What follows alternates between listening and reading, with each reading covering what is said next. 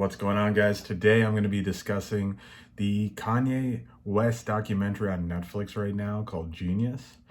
I just wanted to share some of my initial thoughts after watching it. I had finished it last night, and I'm pretty sure I've come to like my conclusion on what I think of the project. Um, First of all, I just want to say, like, I've known Kanye has had people filming him for quite a while now. I think it was ASAP Rocky was on the Breakfast Club talking about some sessions that they had worked on, and he had said that Kanye films pretty much everything. Now, I don't think that it's filmed by the same people that filmed this documentary, but it's pretty cool. I'd be interested to see like later parts of his career because this definitely is going to cover the early parts of it. Yeah, it was interesting at first to see Kanye so young. I think the first time they show him at the very beginning was at Jermaine Dupri's birthday party, and he's like 17, and he was definitely a lot nerdier than I thought. He had like braces, and then later on in the documentary, he constantly is like taking out his retainer and stuff like that. So I mean, good on him for having the confidence, and nothing wrong with having braces or a retainer, but just never really knew that much about him as far as that goes. But overall, yeah, I thought there was a lot to love in this. I thought the narrator was perfect. He sounded great. I know that Kanye wanted Drake to narrate it, but I don't think that would have went over quite as well, because I think having Cootie narrate it was really good because he had been there and he could kind of say it from that perspective. And just the way that they put the footage together, it really chronologically told a good story, which I think for some documentaries that can be quite difficult. Just for example, like the Juice World documentary that came out in December by HBO, I thought was a little bit haphazardly thrown together and didn't have quite the overarching narrative that I had hoped. But yeah, just going over some of my favorite moments. Number one, gotta say, seeing him play his music for people and them turning it down. When he goes into the Rock Nation office and plays All Falls Down for people, and seeing them not like it was kind of interesting. I know that the hip hop landscape in 2001 and 2002 was quite different than it is now, for sure, but it just was so different for its time. I just can't believe they didn't jump on it. And also seeing him, work with Black Star and Raucus, and eventually not having a deal come together. That was something I had known about actually for quite a while, because he has a song on College Dropout called Last Call where it really goes over a lot of this time period, just in like a storytelling track. Very, very good. And this is obviously a much more fleshed out version. But Raucus had eventually, turned him down, which definitely sucked. And you could see the disappointment in his face. And you could even see some of the people at the label wanted to sign him, but it just never worked out. And just overall, that's one of the reasons why I'll always love Kanye.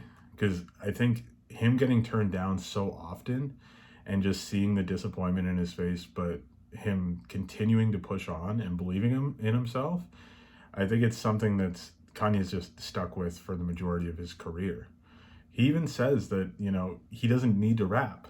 He really doesn't. He could make all of his money off of producing beats. At one point, he's making $500 a beat. And you can see all the different artists that are approaching him, trying to get, beats from him. And he could very easily never have to rap a day in his life, but he wants to. He really wanted to bring something different to hip hop. And you could really see that. Later on in his career, there's a parallel to it as well, where you see around the time of, like, just before Yeezus came out, he was trying to break into the fashion world. And similar to, getting turned down by Raucus and Rock Nation at first, he's getting turned down by all these different fashion labels who don't really believe in him as a designer. And then you can hear it on Yeezus. He has that aggression that I believe he had during the College Dropout days as well. But eventually, he breaks through, and he's had massive success. as a clothing designer and designing shoes and stuff like that. So I think, overall, that's one of the reasons why I've just always loved and gravitated towards Kanye, because he has that self-belief. Another moment that I think is very true to Kanye was when he kind of has the beef with Doug Infinite. He was interviewed by XXL, and I guess they only mentioned his affiliation with No ID, who was one of his mentors at the time. But Doug was like almost a childhood friend.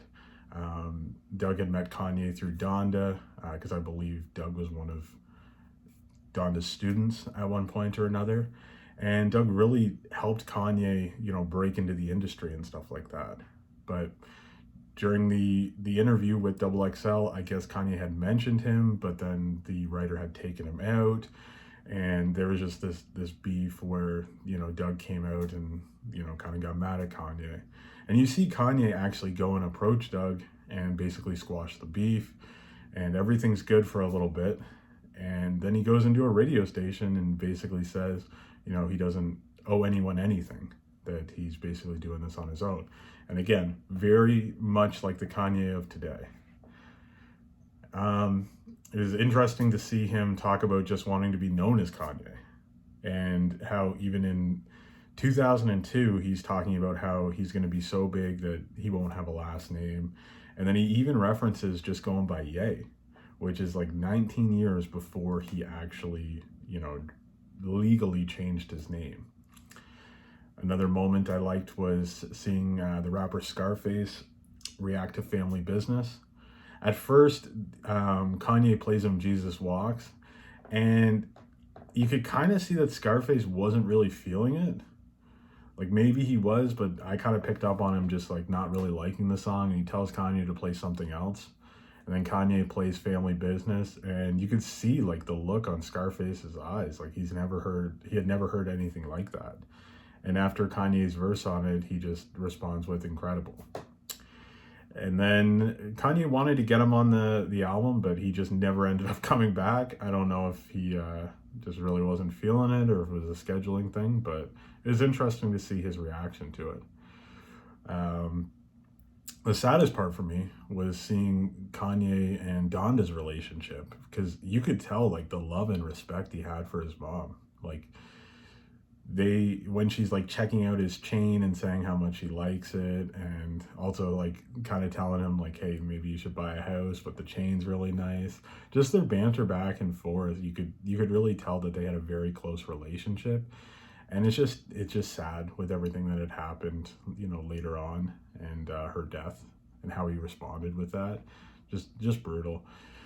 And I think a lot of his confidence was as a result of her. You could tell she really believed in him as an artist and just as a person, and just told him not to, to just carry himself in a certain type of way. But yeah, overall, really liked the first part of the documentary, and I'm just excited to see what's going to come next week.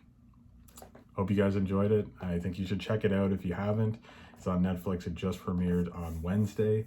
So you got time to watch it. Maybe wait until all 3 parts if you want. But anyways, guys, take care.